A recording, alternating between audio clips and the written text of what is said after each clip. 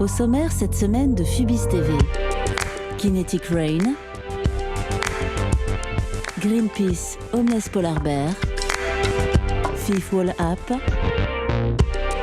Passion Pictures BBC Stadium UK, Assassin's Creed 3 Rise. Interview de Breakbot.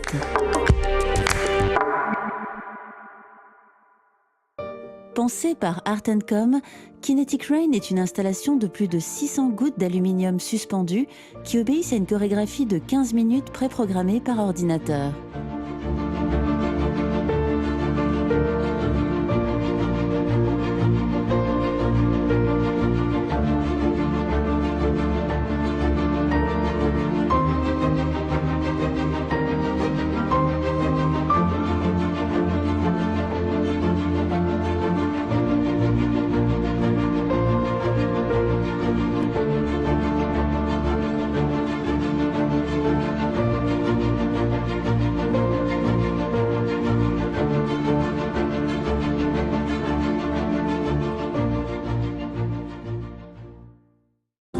Voici la dernière campagne de Greenpeace. En racontant l'errance d'un ours polaire à la recherche de sa banquise en plein Londres, cette vidéo, soutenue par la musique de Radiohead et la voix de Jude Law, nous fait prendre conscience des grands enjeux environnementaux de notre époque.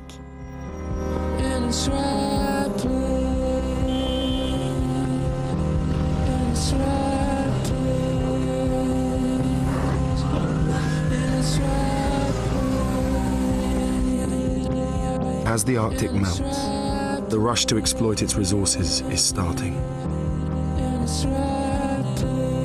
Nobody will listen to her, but they'll listen to you. Join the movement. Save the Arctic.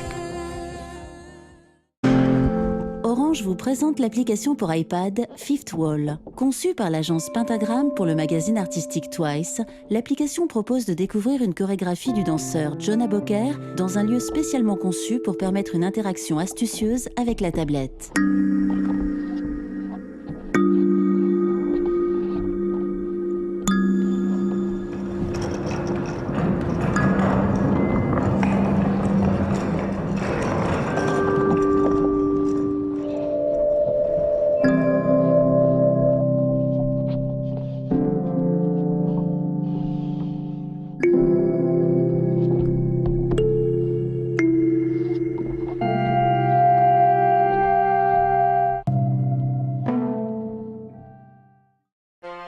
Voici le spot de la chaîne BBC à l'occasion des prochains Jeux Olympiques de Londres qui débuteront le 27 juillet. Pensée par Passion Pictures et réalisée par Pete Candland, cette campagne propose de se plonger dans l'univers des Olympiades à travers une animation 3D du plus bel effet.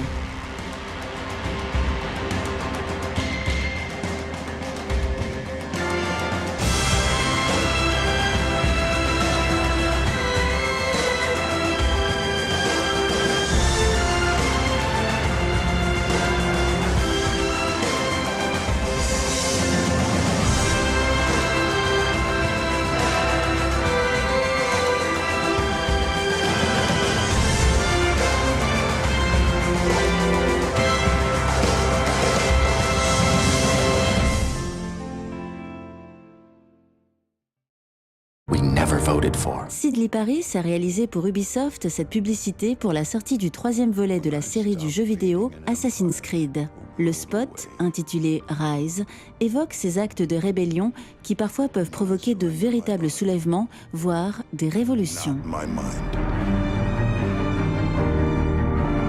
When I ask God to look the other way,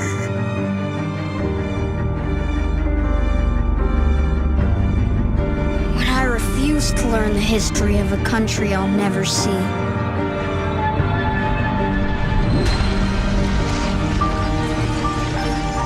When I decide, it will be them, not us.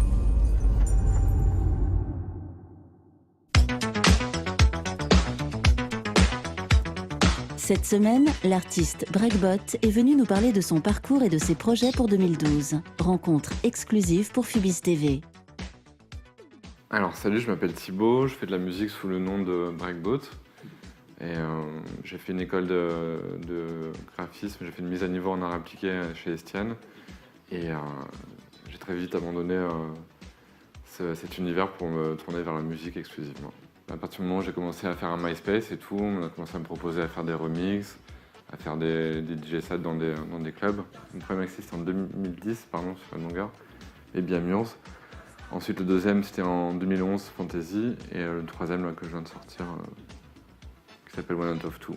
Ce que je fais c'est un peu de la pop inspirée par les musiques un peu, on va dire les musiques un peu black, c'est-à-dire tout ce qui est un peu soul, funk, R&B, tout ça.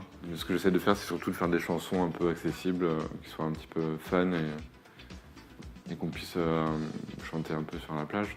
J'ai rappelle avoir fait un morceau qui s'appelait Iron Zombie, où pendant une intro, j'avais mis comme des sortes de sons en fait, de quelqu'un qui tapait sur une tôle ou sur une carcasse de voiture. Et rien que d'avoir mis quelques sons comme ça et les superposer avec un peu de musique, ça créait tout de suite une ambiance qui était complètement cinématographique et qui racontait déjà un peu une forme d'histoire. C'est vrai que parfois quand je construis un morceau, il y a des images qui viennent automatiquement, un peu comme des images de films ou des images de séquences qui peuvent venir et qui peuvent du coup aider à construire une ambiance et construire un peu un univers. Mais c'est pas des choses qui sont à la base du morceau.